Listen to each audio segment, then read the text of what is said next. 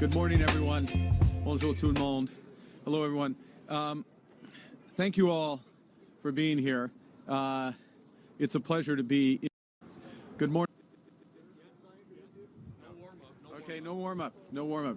Good morning, everyone. Bonjour tout le monde. Hello, everyone. Thank you all for being here. It's a pleasure to be in Windsor. It's a pleasure to be back. It's great to be in the home of the Spitfires. I want to be home of the Spitfires. There we go. Yeah, go Spits. And actually, go Spits. They're in the playoffs, right? They're going to have a good run, continuing in the tradition of Al Arbour and Glenn Hall and Marcel Pronovost. And it's great to be here with our two fantastic Liberal candidates, Chris Sutton and Eric Kuzmarek. And above all, it's great to be here in the home of the Canadian auto industry. You know, we're here today because of who's behind me. Proud union members, men and women who are the backbone of the Canadian auto manufacturing sector. And because they're at the backbone of that sector, they are the cornerstone of the Windsor economy, and they're what make Canada strong.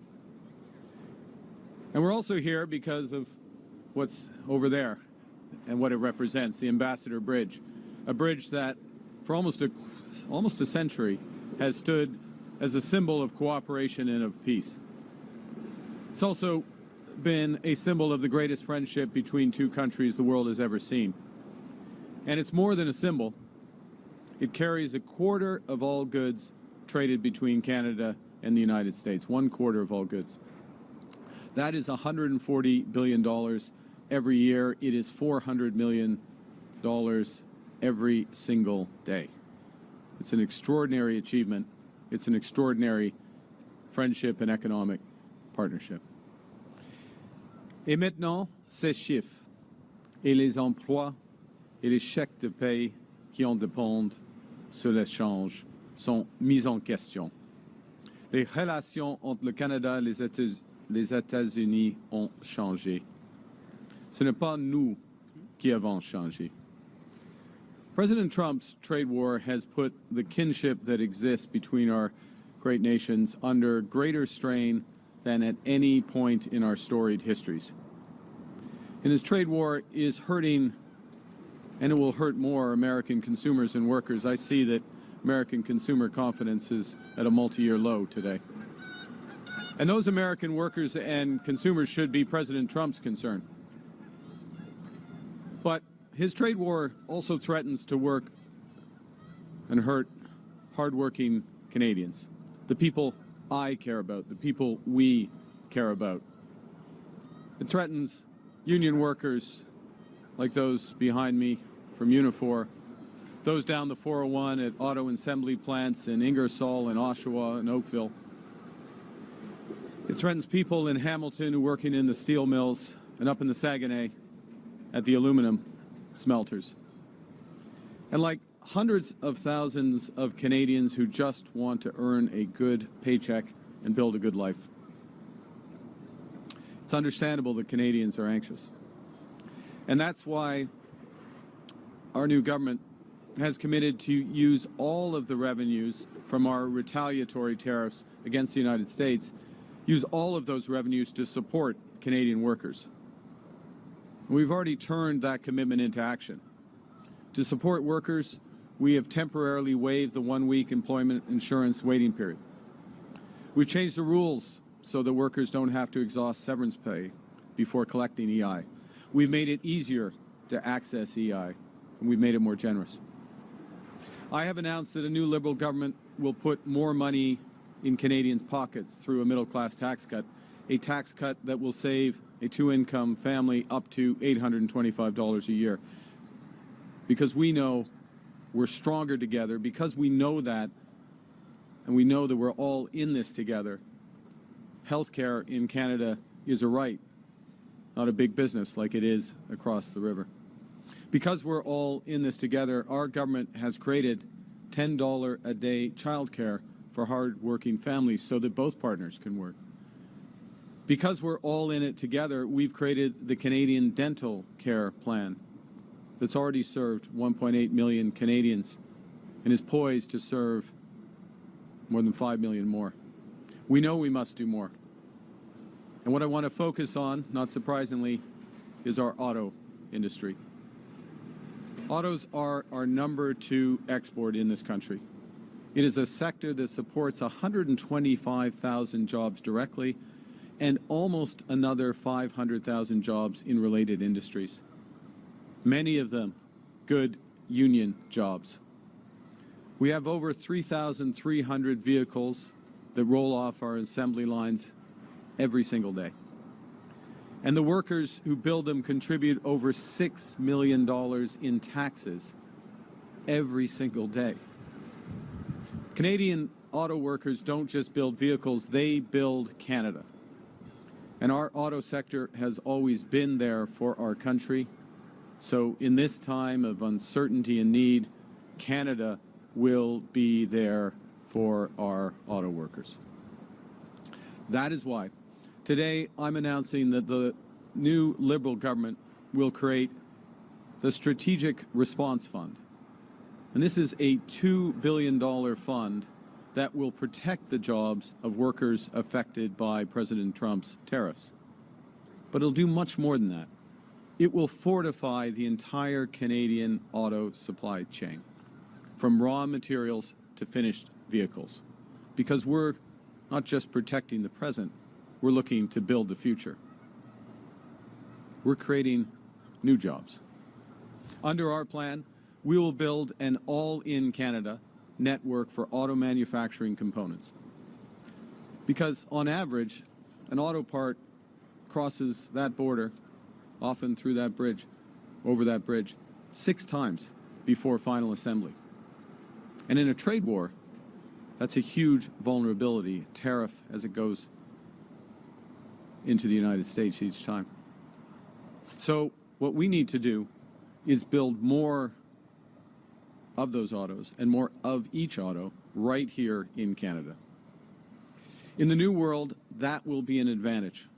That will help insulate us from President Trump's trade threats. And it'll grow the economy right here in Windsor and across southwestern Ontario. Nous allons renforcer la chaîne automobile en entier. Les minéraux critiques forment une fondation solide pour une économie forte. La bonne nouvelle, on a beaucoup. Nous allons travailler avec les industries, les partenaires autochtones, les intervenants et tous les ordres de gouvernement pour catalyser cette opportunité pour le Canada.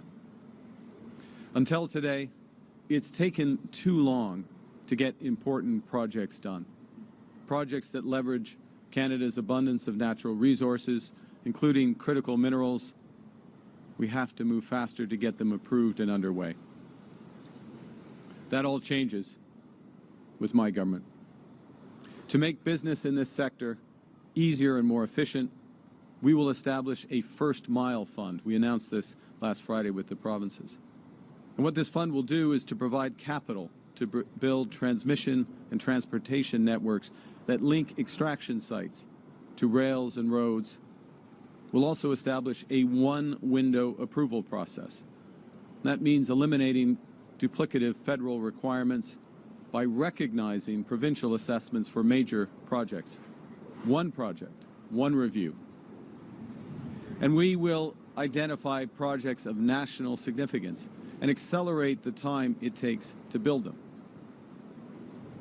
One project, one review, speed, size, it's time to build.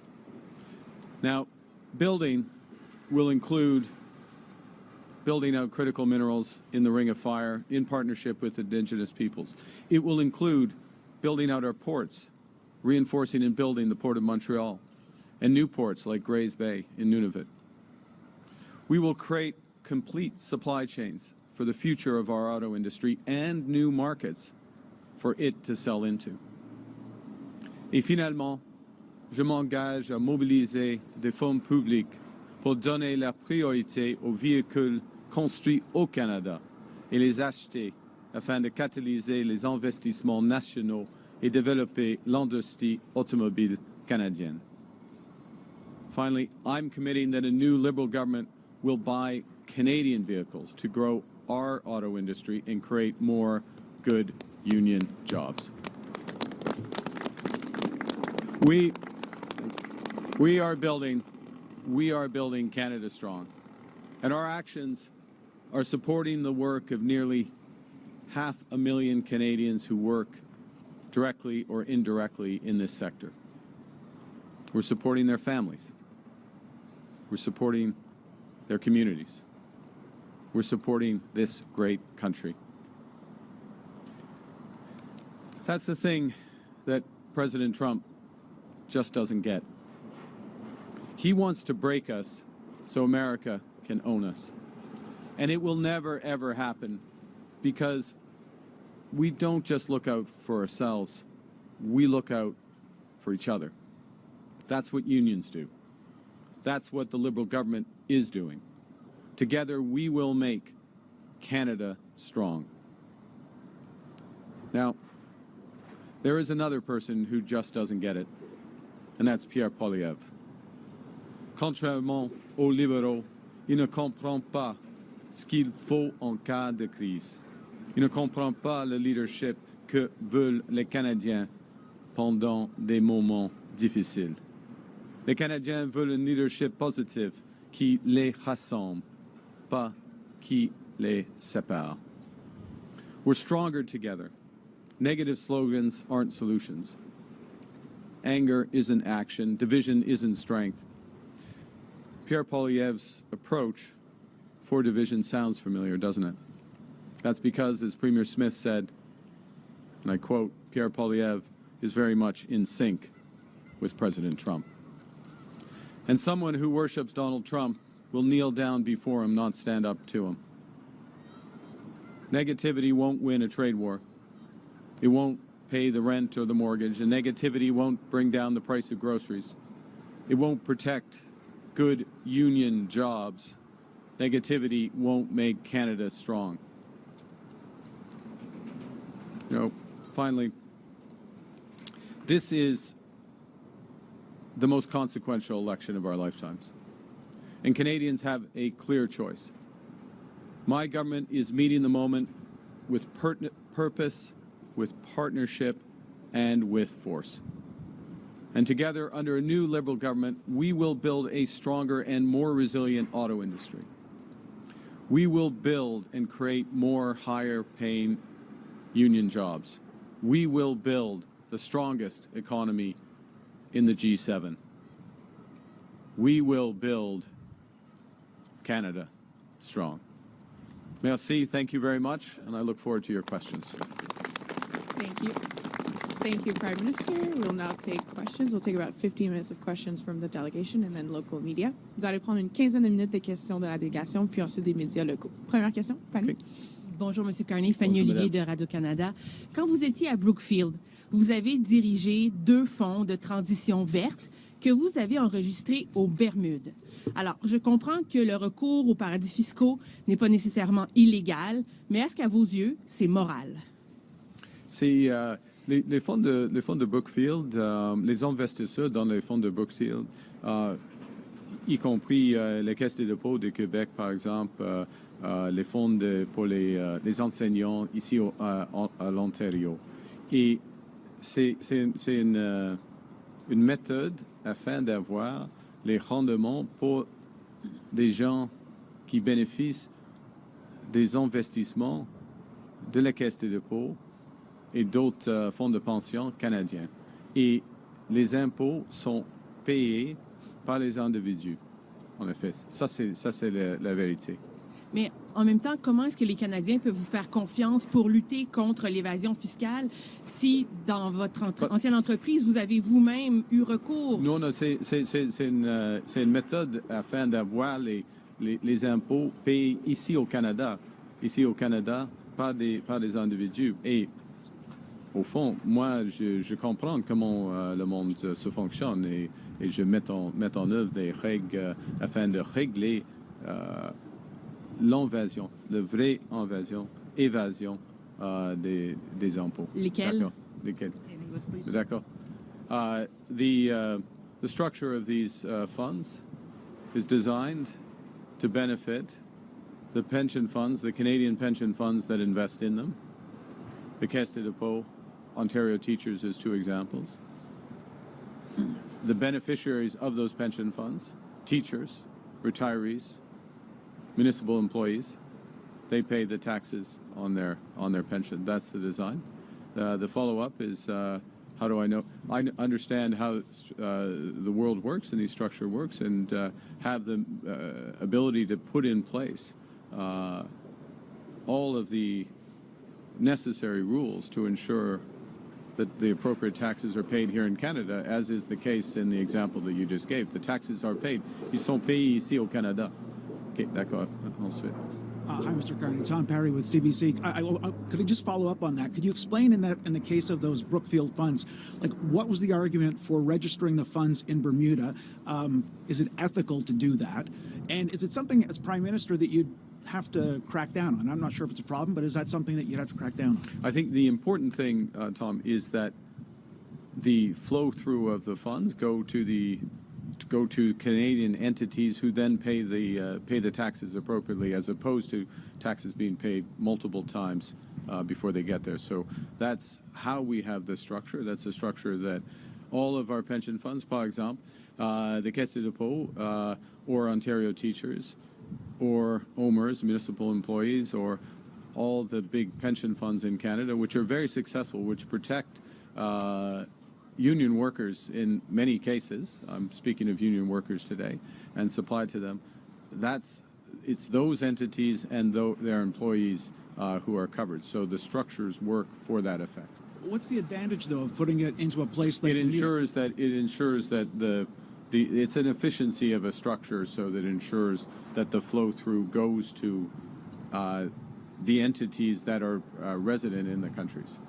But is it avoiding tax in any way? It doesn't avoid tax because the tax is paid in, for example, the examples all I gave, the taxes are paid in Canada, yes. Okay? Next question, Mac. Hi, Mr. Carney. Mackenzie Gray with Global News. Just on your personal assets, do you have any, in Stripe and Brookfield, do you have any equity, stock options, or anticipate any future payments from either two of those companies? So the first thing to say with respect to my personal assets is I have complied with all of the rules. In fact, I've over-complied with all of the rules in advance. So months and months and months in advance, and put in place both divestitures. So I actually don't own directly any stocks in those companies. But since I had worked at those companies, I put in place ethical screens. So my approach to public life, and I've been in public life for more than 2 decades, is to meet all the standards and surpass the standards with the highest integrity. And my record, you can look at it, my track record is that as Governor of the Bank of Canada and other roles internationally. So I comply with the rules. Pierre Poilievre has had 927 days to get his security clearance and still hasn't bothered to do that. And I think it shows a fundamental difference in approach. I more than comply in advance. He never complies. Spécifiquement sur vos actifs, M. Carney. Mais en ce qui concerne mes actifs, j'en ai plus des actifs dans les deux compagnies, Brookfield et Stripe, mais j'ai déjà mis un écran de conflit afin de mieux protéger des impressions des conflits. Et les choses fondamentales, c'est moi, je suis, toutes mes affaires sont en ordre bien en avance que nécessaire. Mais pour M. Poilievre, il n'a rien fait pour plus de 927 jours. Pas de code sécuritaire. C'est bizarre, c'est pas acceptable. Il faut accepter, on doit accepter, mais c'est pas responsable dans un moment de crise. So I understand you might not own any stock directly right now, but I'm talking about in the future. So I just want to come back to this again. Well, I'm not going to own, just to be clear, sorry if I may, just to be clear, I own nothing now. I came into public life at a time of crisis. I put my hand up because of the crisis, because of what's represented by that bridge, what's represented by the threats to these good men and women of Unifor and their colleagues across southwestern Ontario and across Canada. I came in. What I've done is put all my affairs in order, well in advance. I own nothing but cash and personal real estate. So, and that's not going to change. In public life, that's not going to change. It's actually quite straightforward. So then, just to be clear, then, going forward, you have no potential equity stake, no potential stock option, or any other potential future payments that you currently anticipate could come from either Strike or Brookfield. So what I have is cash, personal real estate, and their assets all those assets were divested into a blind trust, which is managed by a trustee, and it literally means exactly what it says. I don't know what's in it. En français pour la dernière partie, madame? Ou, oui, ok. D'accord, il y a une fiducie, en effet, une fiducie aveugle. Je ne sais pas les actifs des dons parce qu'il y a une fiducie qui gère les actifs. Est-ce que vous avez investi dans ces fonds? Est-ce que vous avez investi dans ces fonds au Bermude, vous, personnellement? Vas-y. Bonjour, M. Carney. Au sujet de la gaffe que vous avez fait hier en parlant de Polytechnique, est-ce que ça témoigne du fait que peut-être vous manquez de connaissances au sujet du Québec? Est-ce que vous considérez que vous avez assez de connaissances sur les particularités du Québec? Ah oui. Premièrement, je le regrette énormément. C'est clair que je me suis manifestement mal exprimé et mon respect et ma gratitude à Nathalie Provost de se joindre à notre équipe et de travailler avec elle. J'aime le Québec. Hein. Je ne suis pas québécois, c'est évident. Je viens d'Alberta. C'est évident que mon français est loin d'être parfait. Mais j'aime le Québec, la langue, la culture, l'histoire,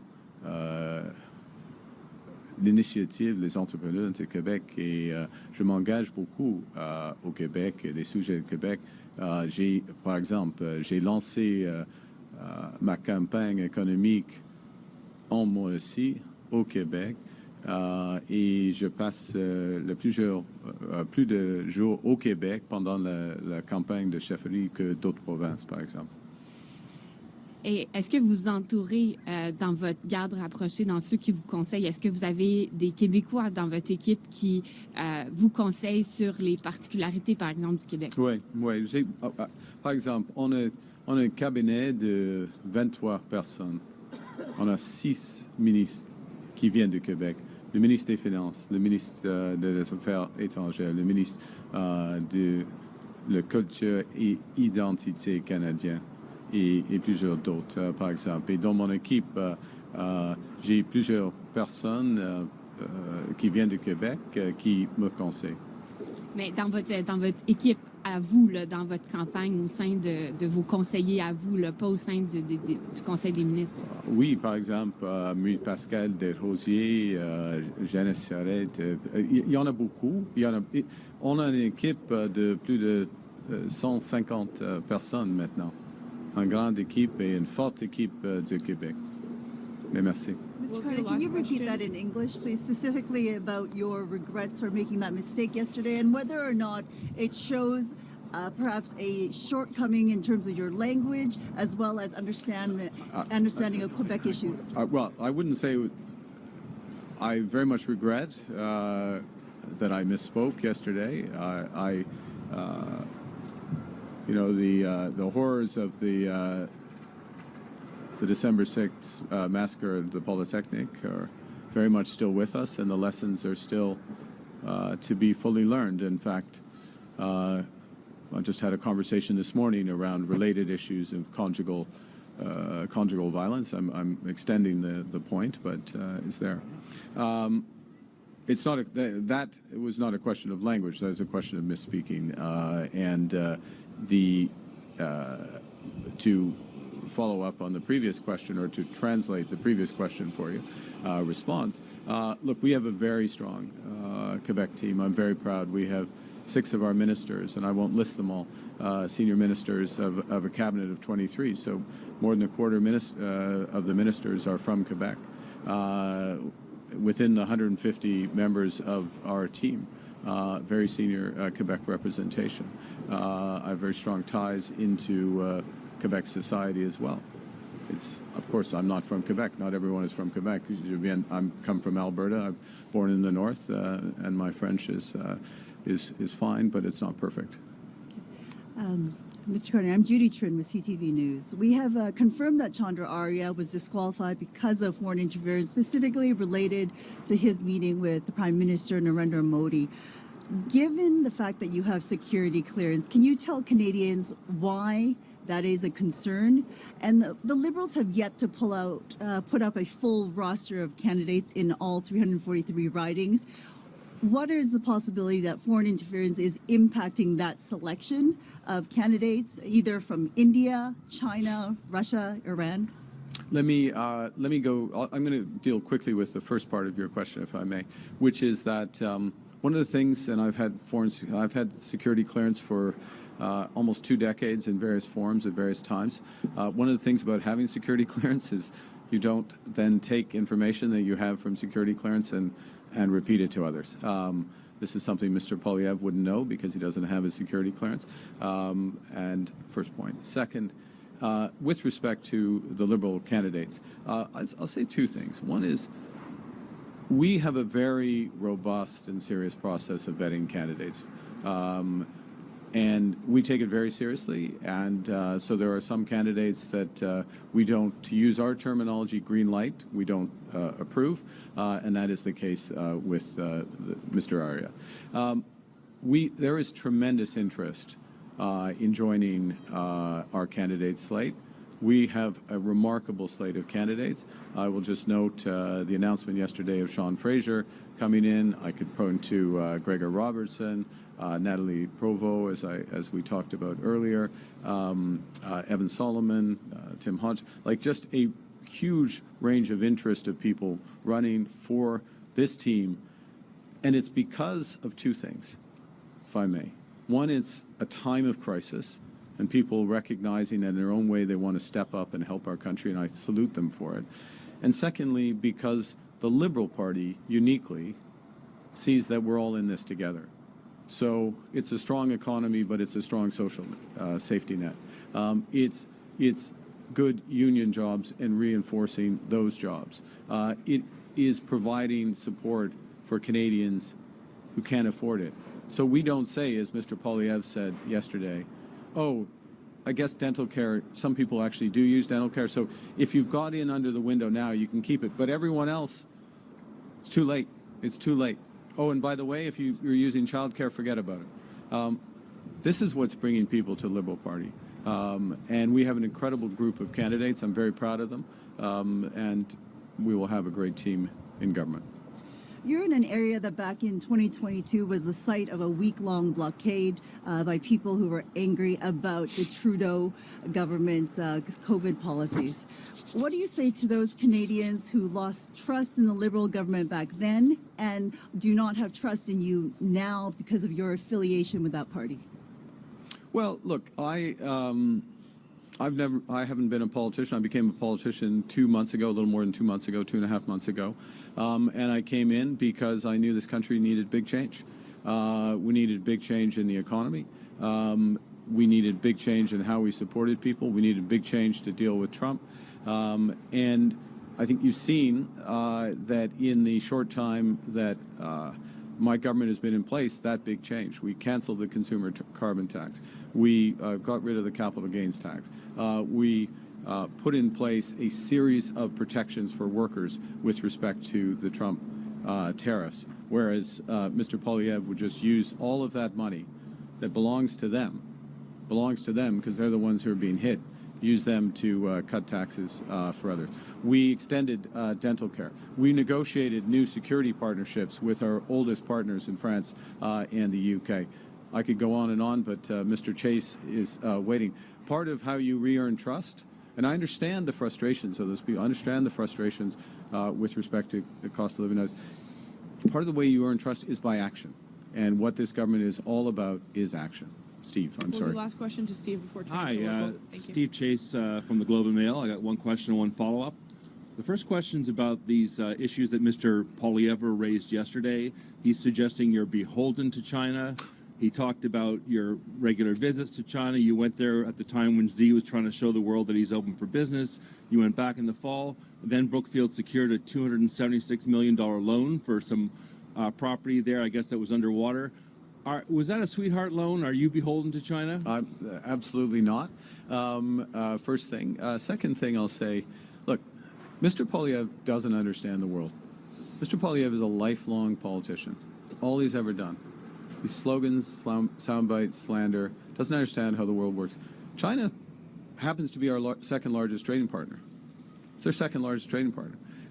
We have trade disputes with China right now, caused by them in the agriculture sector. It's one of the areas which we need to engage on. It's one of the areas, when you think about, again, the auto sector and the future of the auto sector, we've got to understand where China is, where China is going, whether or not there's any room for partnership in that.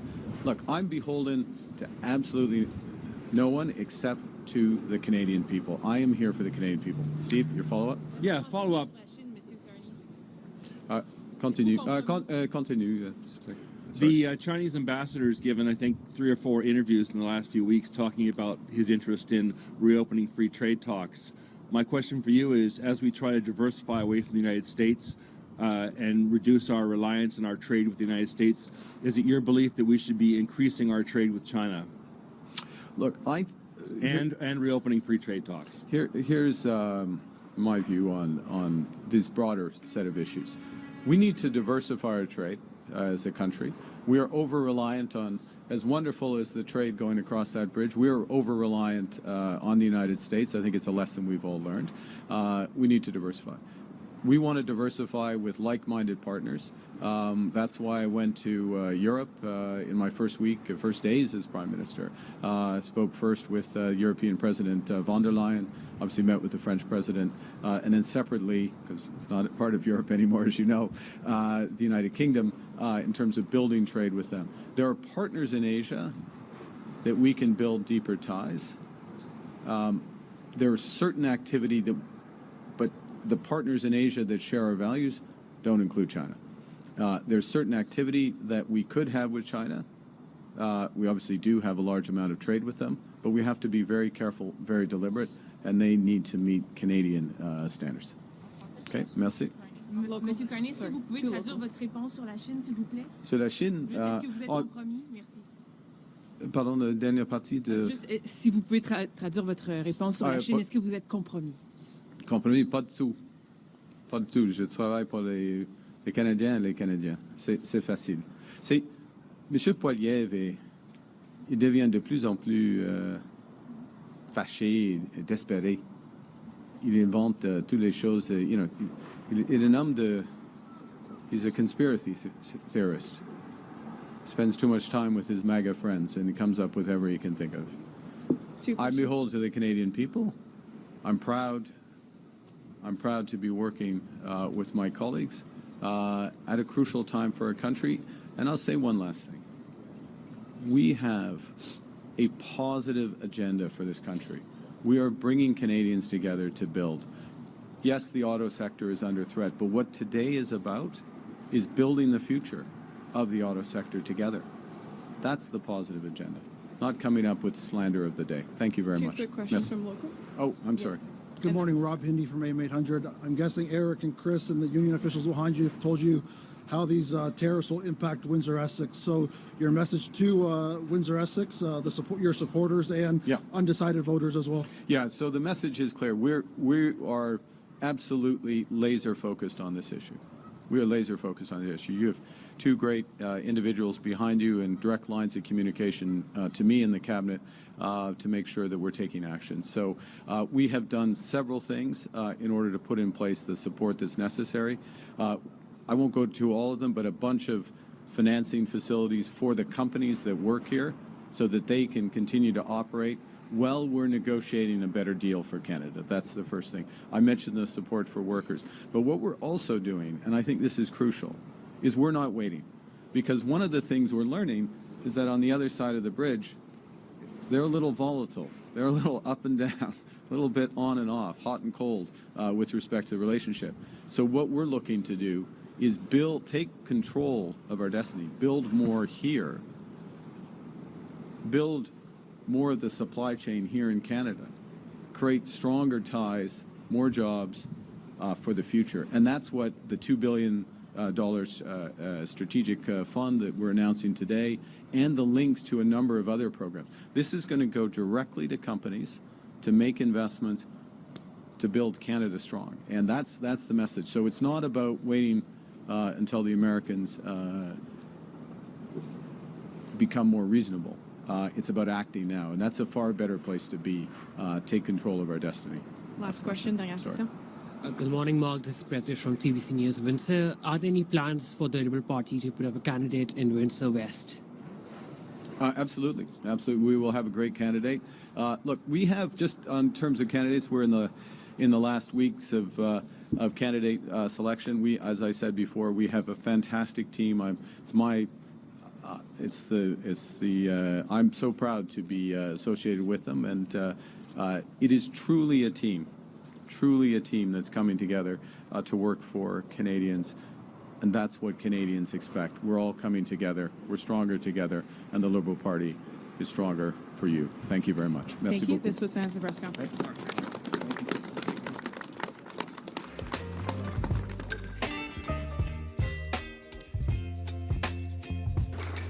Merci beaucoup, mes entreprises. Ça fait plaisir d'être ici avec Anna.